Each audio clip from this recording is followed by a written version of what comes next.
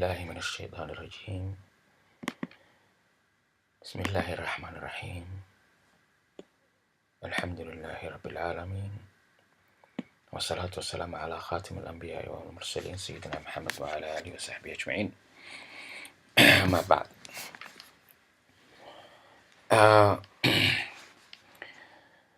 webkan waxaa ka baranayno sida caadada ah aan ka bilaabo webkan waxaan baranayno inuu yahay madinaarabic.com. youtube-keyga waxaa waaye Luqad Yar One, waad igala soo xiriiri kartaan. waxaa kaloo igala soo xiriiri kartaan my Facebook group, tafsiirka quraanka iyo qolka quraanka aan ka mid ahay adminka.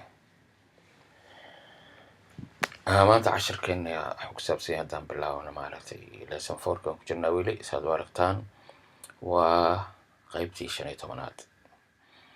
waa iska tadriib practice, waxsaas kama duwanaa kii hore 14aad, laakiin there is reason sababta meesha loo soo geliyay xurufiyay kala duwan yihiin koleyba.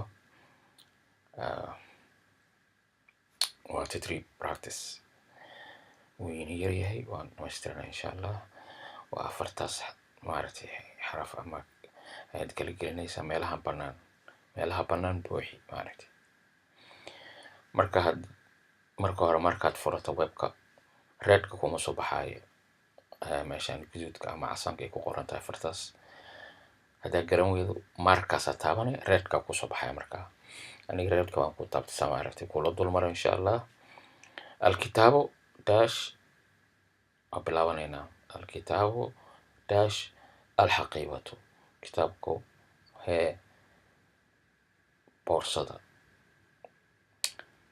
fi baa galaysa, fi xaqiiba, xaqiibadu ku dhex jiraa, boorsada ayuu ku dhex jiraa.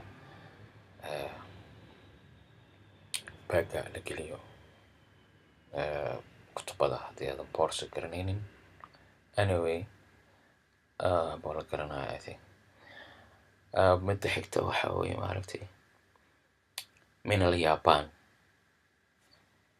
min yaban jumlad maaha, marka kelimad meelahan kamid aad gelinaysaa. anta min alyaban, adiga waxaad ka timid jaban. carabiga yaban bay yidhaahdaan, jaban.